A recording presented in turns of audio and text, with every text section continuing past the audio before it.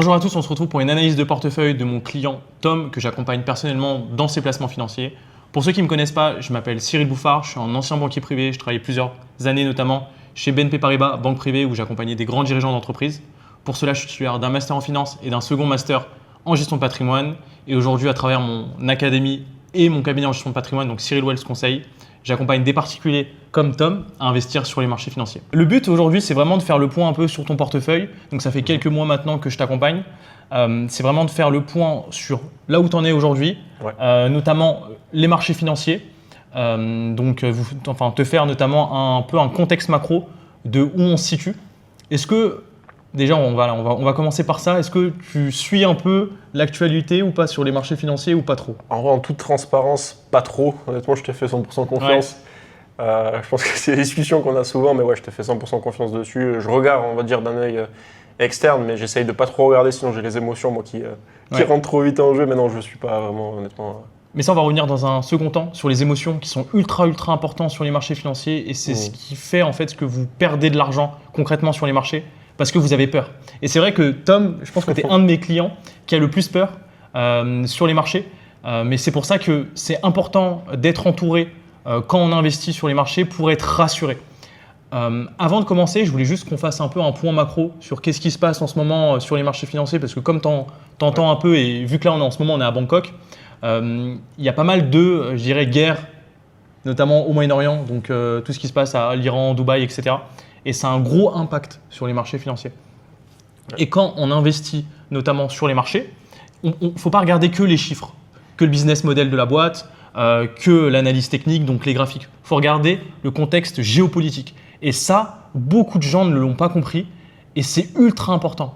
Parce que pourquoi, par exemple, les marchés ont beaucoup baissé ces derniers temps, c'est à cause du contexte géopolitique qui est de plus en plus incertain avec les guerres. Donc c'est pour ça que notamment ton portefeuille a un peu baissé sur des valeurs tech comme Microsoft, etc. Ouais. C'est ce qui expliquait.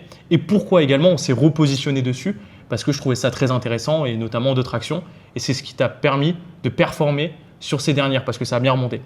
Donc c'est juste ça qu'il faut comprendre, c'est que le contexte géopolitique est ultra important quand on se positionne sur les marchés. Et ce qui s'est passé notamment sur cette année 2026, c'est que toutes les valeurs qui étaient un peu ennuyantes ont bien performé, comme Total, le pétrole, donc une valeur totalement qui fait du surplace depuis plusieurs années, mais qui a des gros rendements sur le dividende, qui a bien explosé. On a eu aussi en 2025 les bancaires qui ont bien performé, comme BNP Paribas, Société Générale, etc., alors que c'était des valeurs ennuyantes, plus personne n'achetait. Et ce qui s'est passé un peu sur ces, je dirais, 2026-2025, comme tu as pu voir, les techs ont baissé. Microsoft, Meta, etc., tout le Nasdaq a baissé. Les cryptos ont baissé, alors que c'était tendance en 2025-2024. Et également le luxe. Le luxe, tout le monde en parlait. LVMH, Hermès, les valeurs tendance, à un moment, Hermès, c'était la valeur la plus capitalisée en Europe en termes de valorisation. Maintenant, plus personne n'en parle. Donc en fait, il faut se dire que ça a des cycles. Les marchés ont des cycles. Est-ce que ça, tu savais un peu ou pas? Franchement, vraiment pas. Genre moi, je pars d'un niveau zéro, tu vois, j'avais déjà fait vite fait. Enfin, je pense que je m'étais fait avoir par la fausse promesse de la bourse, tu vois, à l'époque où j'avais pas trop de capital, en fait, tout simplement, et où tu essayes d'avoir des revenus passifs, mais tu fais même pas de revenus actifs dans un premier temps. Et je pense que d'ailleurs, c'est peut-être une erreur que pas mal de personnes peut-être qui te contactent, non, je sais pas. Mais non, pour répondre à ta question, j'ai pas trop de connaissances par rapport à ça. Et en vrai, j'essaye parce qu'en tant qu'entrepreneur aussi, de rester un peu loin de ça, toujours avoir un œil dessus, mais être plutôt focus et focalisé sur mon business et sur les performances de mon business activement dans un premier temps. Et après, je te fais 100% confiance dessus, et parce que sinon, ça peut me faire vite de la charge mentale. C'est ça exactement. Et en plus, pour ceux qui ne savent pas, c'est vrai que je ne t'ai pas demandé de te présenter. Est-ce que tu peux te présenter en quelques mots, Tom? Ouais, clairement. Du coup, moi, c'est Tom. J'accompagne des coachs et thérapeutes à développer leur activité. Je suis titulaire aussi d'un master en management commercial et marketing. Et ça fait 3 ans que je fais ça. Et on a aidé déjà des centaines de coachs à se développer. Et voilà, ça marche super bien pour eux. On allie passion et compétences et connaissances en tout cas, parce que je suis aussi dans le fitness depuis 10 ans. Et puis voilà, tout simplement. Top. Et en fait, ce qui est intéressant avec Tom, c'est qu'il est entrepreneur. Et malheureusement, quand on est entrepreneur, on n'a pas de retraite. Et c'est pour ça que c'est ultra important et c'est surtout pertinent pour ce type de profil, donc que ce soit des entrepreneurs, des coachs sportifs que j'accompagne beaucoup également, à se pencher sur la retraite. Ou même si vous êtes salarié, j'ai envie de vous dire, c'est possible que dans 20-30 ans, vous n'ayez pas également de retraite. Donc c'est pour ça que c'est important de se focaliser également sur ça. Mais je pense que si vous regardez cette vidéo, c'est que vous êtes déjà assez sensibilisé par le fait d'investir votre argent, notamment sur les marchés financiers. Alors, on va faire un peu le point sur ton portefeuille, où tu en es concrètement. On ne va pas partager son écran parce que ça reste assez confidentiel, mais je vais vous le dire à l'oral concrètement et je vais essayer de lui donner quelques pistes par rapport à tout ça. C'est ça. Je vais dire à l'oral. Alors, tu as 1 million. Du coup, Tom, juste pour revenir par rapport à ça, je l'ai fait investir sur IBKR, donc qui est Interactive Broker, qui est pour moi l'une des meilleures plateformes pour investir sur les marchés financiers. Donc, parce qu'on a les frais qui sont le moindres. Aussi mon portefeuille, mon cher Cyril. Ok, donc très bien. Montre-moi un peu les actions. Ouais, tes positions. Ok, très bien. Donc, sur quoi on a fait investir Tom? Donc, c'est notamment un peu de S&P 500 et également quelques actions individuelles. Donc, on est resté pour le moment massivement sur, je dirais, les marchés financiers américains que je trouvais je trouvais sous-évalués concrètement, notamment sur ce début d'année. Là, c'est cool parce que tu as bien performé sur le S&P. Ouais. Et on a essayé aussi également de chercher quelques actions individuelles de bonne qualité qui étaient sous-évaluées à un instant T. Donc, il y avait notamment Meta, il y avait aussi Microsoft. Et là, tu es rentré plus récemment sur Coinbase. Et ce qui est intéressant avec Coinbase, c'est que Coinbase, c'est une bonne alternative pour si vous ne voulez pas vous exposer aux cryptos directement. Parce que ça peut être assez compliqué, comme on l'avait pu le voir ensemble, c'était compliqué pour que tu achètes des cryptos.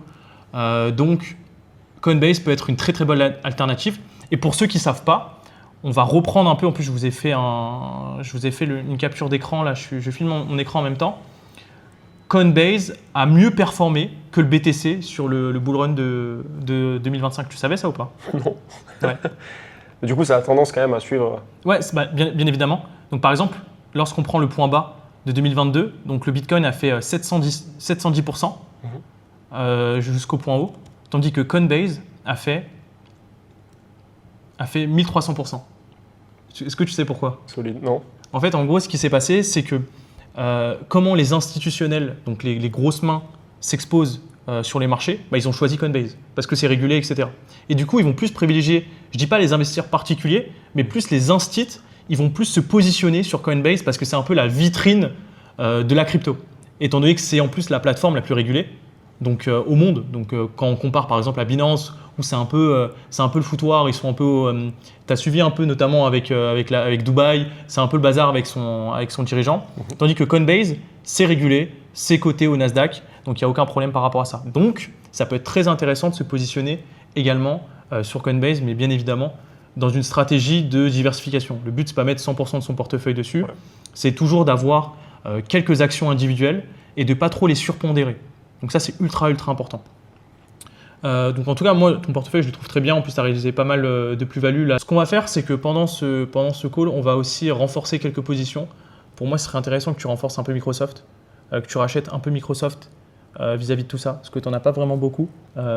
Ensuite, Meta, malheureusement, c'est un peu trop maintenant. Je trouve que c'est un peu trop tard de rentrer dessus. Faudrait que je vende ou pas? Non. Là, on reste vraiment sur une stratégie de long terme.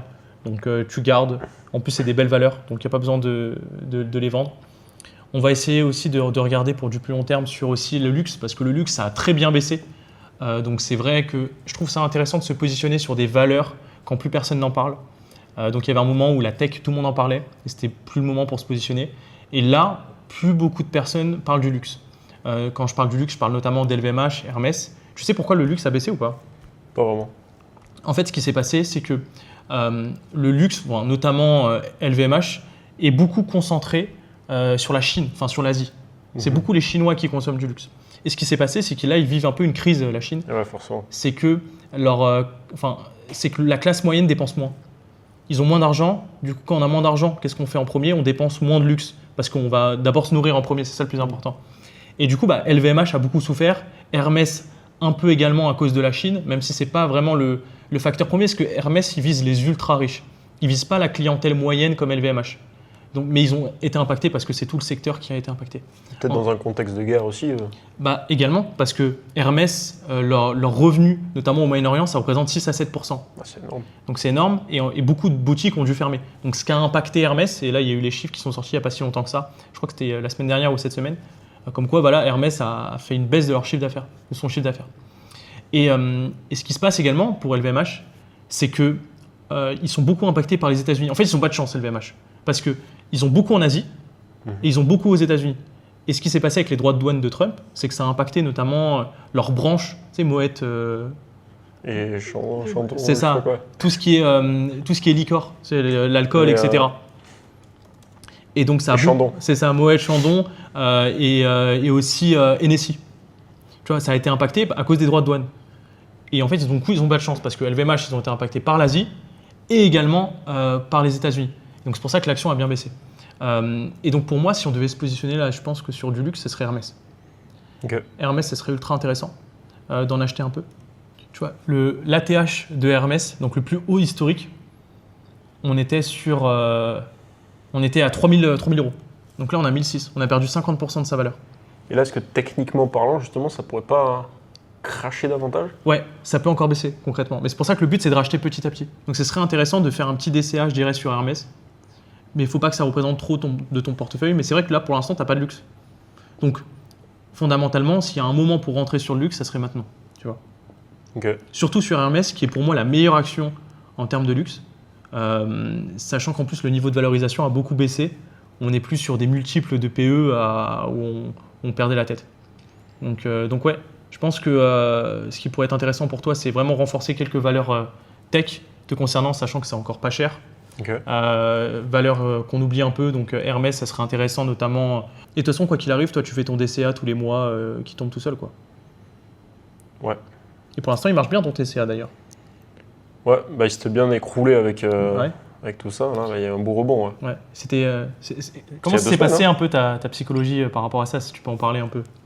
Ouais, bon après, en vrai, j'essaye de pas trop me faire de charge mentale, comme dit, donc de pas trop faire rentrer les émotions, mais je pense que tu les as un peu toujours, surtout quand on parle de financier, etc. Bah, vas-y, jusqu'à où est-ce que ça peut se cracher et à combien je suis exposé, et forcément, bah, tu as les émotions qui rentrent en jeu, qui prennent, c'est à prendre en compte, et forcément, bah, je t'envoie des messages. Hein. Ouais. Et au final, en fait, ce qu'il faut voir, c'est vraiment du long terme. C'est pour ça que j'essaie de rassurer Tom par rapport à ça, c'est qu'il faut visualiser long terme. Tiens, je vais te montrer un truc. Ouais, complètement. Tu vois ce que c'est le Dow Jones ou pas? Ouais. Regarde, le Dow Jones, moi j'adore le mentionner à toutes les personnes que j'accompagne. Je pense qu'ils vont peut-être le voir aussi à la caméra. C'est le plus vieil indice, j'ai envie de te dire l'un des plus vieils indices du monde, si ce n'est le plus vieux. C'est un indice américain. Il existe depuis la nuit des temps, depuis 1897. On a beaucoup plus d'historique. Et donc il a survécu à la Première Guerre mondiale, au krach de 29 qui fut le plus gros krach économique, Seconde Guerre mondiale, crise de Cuba, crise de 2007, crise des valeurs technologiques, Covid-19, etc. Et c'est quoi la tendance que tu vois sur le long terme? Ouais, forcément, c'est haussier. C'est haussier. En fait, il ne faut pas se prendre la tête sur qu'est-ce qui se passe en moment à l'instant T. Ok, il y a l'Iran, sur lequel c'est un peu le bazar, etc. Mais en 2022, on a eu l'Ukraine. Et au final, après, c'est remonté. Parce que ce qu'il faut que tu saches, c'est qu'en 2022, les marchés ont pris cher. Meta a perdu, je crois, 70% de sa valeur. Et après, c'est remonté en flèche. Et Covid, j'en parle pas. Et le krach des subprimes, c'est encore pire. Donc, il faut vraiment visualiser sur le long terme. Il faut enlever l'émotion des marchés financiers et se dire que en fait, tu achètes tous les mois, tu ne te prends pas la tête. Et c'est ce que je t'avais dit. Tu te prends pas la tête, ça va remonter, ça va remonter, ça va remonter. Et au final, regarde, là, tu es en bénéfice dessus. Enfin, tu gagnes pas mal d'argent concrètement. Donc, c'est plutôt cool. Moi, justement, j'ai une question. Ouais. Je pense que ça peut intéresser. Peut-être que c'est une question qui se pose pas mal. Genre, tu conseillerais plutôt de rentrer, genre tu te dis, ok, voilà, mon capital total, enfin tout ce que j'ai, etc., en termes de liquidité. Ouais. Je prends un pourcentage, admettons, je te dis n'importe quoi, 10%, je sais pas, ça représente 100 000 euros. Est-ce qu'il vaut mieux que je rentre avec 100 000 euros, je dis, voilà, ça c'est attribué à la bourse et je rentre en DCA tous les mois sur ces 100 000 euros? Ou est-ce qu'il faut, peu importe, j'attribue pas un montant spécifique, mais genre, je rentre tout le temps en DCA, par exemple, sur le S&P, tous les mois, peu importe. Tu vois, peu importe le montant, en gros. Tu vois ce que je veux dire? Ah, c'est-à-dire. En gros, est-ce que je dédie une somme et je rentre avec, mais en DCA, et j'y touche plus, et je laisse reposer, tu vois? Ou est-ce que j'ai pas forcément de somme, par contre j'ai un montant en effet qui est le même chaque mois que j'investis, et peu importe la durée, je rentre. Bah en fait, ça dépend vraiment aussi de ton objectif à long terme et ton horizon d'investissement. Par exemple, ce qu'on recommande, c'est d'avoir quand même une épargne de précaution, donc 3 à 6 mois de dépenses, tu vois. Donc d'avoir au moins allez, 10, 15, enfin je sais pas combien tu dépenses, mais d'avoir peut-être 15 000, 20 000 euros de côté comme ça que tu touches pas, tu vois, tu touches pas. Ensuite, te poser la question de, ok, est-ce que si j'investis cet argent, si j'investis dans les marchés financiers, est-ce que j'aurai besoin de cet argent dans 5 ans, 6 ans, 7 ans, 8 ans, tu vois. Si dans ta tête tu te dis que non, ça peut être intéressant de te positionner sur les marchés financiers. Par contre, toutes les personnes, j'ai beaucoup de personnes qui viennent, qui prennent un call avec moi. D'ailleurs, si vous voulez qu'on fasse le point sur votre portefeuille en bourse ou si vous n'avez pas encore débuté, réservez un appel avec moi. Le lien est dans la description et on fera le point sur votre situation. J'ai beaucoup de personnes qui prennent des appels avec moi et qui, par exemple, me disent voilà, j'ai envie d'investir en bourse, mais dans 1 an ou 2 ans, je veux également acheter mon appartement, ma résidence principale et ça va représenter un peu tout le cash que j'ai à l'heure d'aujourd'hui. Bah, c'est peut-être pas le bon moment pour investir en bourse. Parce que le problème, c'est que si vous investissez en bourse, surtout dans le PEA par exemple, vous êtes bloqué. Enfin, vous n'êtes pas bloqué, mais si vous retirez, vous allez payer la fiscalité et votre PEA se clôture. Bah, il faut avoir une vision long terme. Toi, tu as une vision long terme, donc tu peux te permettre d'investir sur les marchés financiers. Mais quelqu'un, par exemple, imaginons que tu allais me dire oui, dans 1 an, je vais acheter un appart. Bah, là, tu n'aurais pas mis autant sur les marchés ou tu n'aurais mis pas beaucoup, tu vois. Donc tout dépend. Parce qu'après aussi, je pense que ça dépend. Je veux dire, admettons, tu as un profil qui fait X euros, X dizaines de milliers d'euros par mois et il a l'habitude de mettre, je sais pas, 30% en bourse de ce montant-là. Ouais. Sauf que du jour au lendemain ou dans les mois qui arrivent, bah, son revenu actif n'est plus du tout le même, tu vois, parce qu'il peut vraiment varier. Je prends un profil entrepreneur, tu vois, ça peut être le cas. Qu'est-ce qu'il fait en fait, tu vois? Est-ce qu'il reste sur les montants qu'il avait l'habitude de mettre? Est-ce qu'il réduit? Moi, quitte à rester en DCA, comment tu réagis quoi? Bah, ce que j'aurais fait, c'est que déjà, il faut toujours garder le principe qu'il faut au moins épargner et mettre en bourse 10 à 15%, tu vois. Je parle du principe 10 à 15% de ses revenus, c'est déjà bien. Entre 10 et 20, si tu peux faire ça. Après, c'est vraiment une moyenne. Je pars du principe que si tu as un business qui marche très bien et que tu gagnes beaucoup d'argent, il faut en profiter, pas pour le cramer et faire n'importe quoi avec, mais pour coffrer le plus rapidement possible cet argent. Parce qu'en fait, le problème, c'est que l'entrepreneuriat, c'est trop hasardeux. Il se peut qu'un jour, ça ne marche plus, mais au moins, tu as coffré, tu as investi sur les marchés, tu as de l'argent de côté, tu vois. Donc il faut profiter, je dirais, de cet élan où ton business marche bien pour ne pas le cramer au contraire, mais l'investir cet argent pour le futur ou par exemple pour sécuriser ta retraite ou pour sécuriser des moments où l'entrepreneuriat va être compliqué pour toi. Mais tant que tu peux te permettre de mettre de l'argent en bourse, mets-le, tu vois. Donc 100%. Après, je te dis pas de mettre 100% de ton portefeuille en bourse, tu vois. Non, de là, ouais. Mais toujours garder du cash de côté et sachant qu'en plus, toi, ton business te demande quand même du cash. Ouais, forcément. Enfin, je veux dire en trésorerie, etc. Après, je suis pas gros dépensier chaque mois, tu vois. Donc c'est, moi, sur le côté perso. Et c'est vrai qu'en fait, au final, on se rejoint sur la même chose qui est, faut pas avoir peur d'investir son argent. Parce que quand tu investis ton argent, en fait, si tu investis 100 euros par mois, bah, tu ne peux pas espérer devenir millionnaire en 1 an. Enfin, c'est pas possible. Tandis que si tu investis beaucoup plus par mois, si tu mets 10 000, 15 000, 20 000, après tout dépend bien évidemment le budget que vous avez, etc. Mais plus vous mettez, plus vous allez gagner. En fait, c'est mathématique. Enfin, 10% de 10 000, ça fait 1 000 euros. 10% de 100 euros, ça fait 10 euros. Donc, plus tu mets, plus tu vas gagner, c'est mathématique. Ou plus tu peux perdre. Ou tu peux perdre. Mais c'est pour ça qu'il faut être entouré et il faut investir dans des trucs intelligents. Tu vois. Enfin, des trucs qui vont vraiment te rapporter. Et c'est pour ça que moi, je pars du principe qu'il faut investir dans des méga caps. Tu vois. Va pas chercher des entreprises avec une faible capitalisation, l'entreprise du coin, tu vois. Parce que, comme tu as pu voir, Meta, Microsoft sont déjà pas chers, tu vois, même Coinbase. Pourquoi tu vas aller chercher des entreprises qui sont plus risquées alors que tu vas peut-être pas forcément gagner plus? Ça, c'est une grosse erreur qui peut arriver aussi. C'est vouloir faire trop d'argent, enfin vouloir se dire je veux du rendement, je veux du rendement, je veux du rendement. Mais ce qui fait un vrai investisseur, c'est quelqu'un qui voit dans le temps, tu vois. C'est ça. Donc ouais. Parce que genre on doit avoir une porte de sortie, je dirais, ou plutôt. Est-ce que tu as des mecs qui. Parce que souvent on dit ok, on investit, on touche pas à ce cash-là. Mais du coup, c'est du cash au cas où c'est du cash que. Pour moi, je pars du principe que si tu n'as pas besoin de cet argent, tu le laisses, tu vois. Si tu en as besoin, on retire, ok, ça te fait en plus des plus-values, c'est cool. Mais si tu n'en as pas besoin, laisse-le, tu vois. Pour moi, c'est le dernier cash que tu dois toucher. Et est-ce qu'avec certains profils, genre, t'arbitres un peu? C'est-à-dire peut-être que, bon voilà, moi c'est peut-être un peu plus passif, parce que j'ai pas envie d'y attribuer genre tout mon temps, etc. Donc on a essayé d'automatiser tout ça. Mais est-ce qu'il y a des mecs, par exemple, où tu fais un petit peu peut-être d'analyse technique et tu te dis, là on va arbitrer, on va solde un petit peu, vendre ce que tu as sur ça, pour rentrer un meilleur point ou pas? Bah, c'est ce que je fais en général. Bah, tu sais, dans l'accompagnement, tu vois, dans le groupe School, je dis mon portefeuille. Enfin, moi, je suis assez transparent par rapport à ça. Donc, je dis ce que j'achète, ce que je vends, etc. Et je vous montre aussi des analyses techniques ou fondamentales sur des actions. Et donc là, vous pouvez vous positionner également. Après, tout dépend du profil de chacun. Tom, c'est plus quelqu'un qui va être plus passif parce que son business lui prend déjà beaucoup de temps. Et il n'a pas envie de consacrer beaucoup de temps à l'investissement, à analyser les actions, etc., etc. Donc pour toi, la stratégie qui est là, elle est très bien. C'est-à-dire qu'on fait des points hebdomadaires, mensuels, etc. On fait le point sur ton portefeuille, qu'est-ce qui a marché, est-ce qu'on réalloue plus de positions sur ça ou est-ce qu'on rachète d'autres choses. Et je pense que pour toi, c'est la meilleure stratégie. Après, oui, de toute façon, j'ai envie de vous dire, si vous voulez avoir plus de performance, il faut être plus actif, tu vois, sur ton portefeuille. Mais déjà, avec une stratégie 100% passif, tu peux déjà avoir des très très beaux résultats. Hein. Le S&P, ce qu'il faut se dire, c'est que je crois que c'est 12 ou 13% en moyenne annualisée sur les 5 dernières années. C'est pas mauvais. Hein. C'est sûr. C'est pas mauvais. Hein. Donc, vaut mieux ça que laisser son cash sur son compte courant. Je suis d'accord. Est-ce que tu avais d'autres questions? Écoute, c'était tout. Hein, avec beaucoup de conseils. Donc, non, c'était nickel. De toute façon, on a fait le point. Mais là, en gros, plan d'action. Donc, renforcer un petit peu avec du luxe, c'est ça? Racheter un peu de luxe, parce que je trouve que c'est pas cher. Le but, après, c'est pas d'en mettre trop. Donc, faites attention, vous aussi, pour ceux qui regardent la vidéo. On renforce du luxe pour Tom parce que on rachète déjà une petite partie. On va pas racheter beaucoup. Faut pas que ça représente beaucoup trop dans votre portefeuille. Faut pas qu'une classe d'actifs soit beaucoup trop surpondérée. Nous, on a mis beaucoup de tech parce que c'était sous-évalué à l'instant T. Là, ça commence à remonter, donc faites attention à ça. Le but, c'est d'aller vraiment sur des valeurs qui sont vraiment sous-évaluées à l'instant T. Donc là, par exemple, le luxe, ça pourrait être très intéressant de se positionner. Mais il ne faut pas que ça représente trop dans le portefeuille. C'est pour ça qu'on va en acheter un peu. Donc renforcer un peu Microsoft, que je trouve un peu sous-évalué. Meta, c'est peut-être un peu trop tard. Malheureusement, ça a bien remonté. C'est vrai que Meta, quand ça remonte très vite. C'est pour ça qu'il faut vraiment le choper quand c'est bas.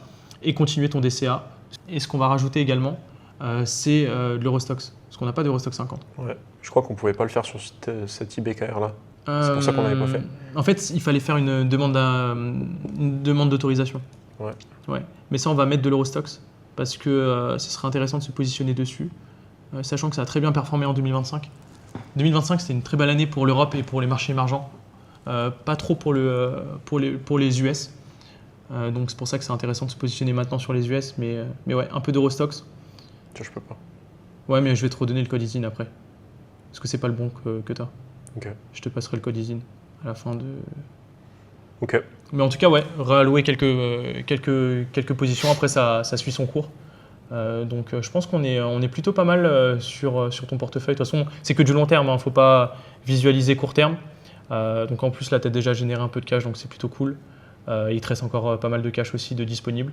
Donc ouais, pour moi, 2026, si vous avez du cash, c'est une année en or pour vous, concrètement. Moi, c'est ce que je fais. Tous les mois, je rachète des valeurs qui sont un peu sous-évaluées ou même un peu des cryptos. Donc c'est une belle année, honnêtement, c'est une belle année pour rentrer. Par contre, si vous êtes exposé, c'est vrai que ça peut être un peu compliqué pour vous en termes de psychologie. Mais si vous avez du cash, c'est une très belle année. Malgré que là, ça commence un peu à remonter, donc il faut aller un peu vite. mais en tout cas, je pense qu'on a fait le tour sur ton portefeuille et même te donner un peu une meilleure vision sur la partie investissement et même sur le point marché où on en est concrètement. Ouais, carrément. De toute façon, je te fais confiance, je t'ai dit. Reste en vie, Cyril, reste en vie. Let's go. Mais d'ailleurs, je me permets de revenir par rapport à ça. Si vous voulez qu'on fasse réellement le point sur votre portefeuille, que vous ayez investi ou pas encore, réservez un appel avec moi. C'est 30-40 minutes de valeur où j'essaie vraiment de faire le point sur votre situation et voir à la suite de ça si je suis en mesure de vous aider suite à votre profil. Est-ce que tu as un dernier mot de la fin? Merci Cyril. Merci pour la petite analyse, le point hebdo, le point mensuel. En vrai, c'est cool de le filmer, c'est cool ce format, donc suivez Cyril, suivez ses conseils. Et on se retrouve pour une prochaine vidéo. Allez, à plus.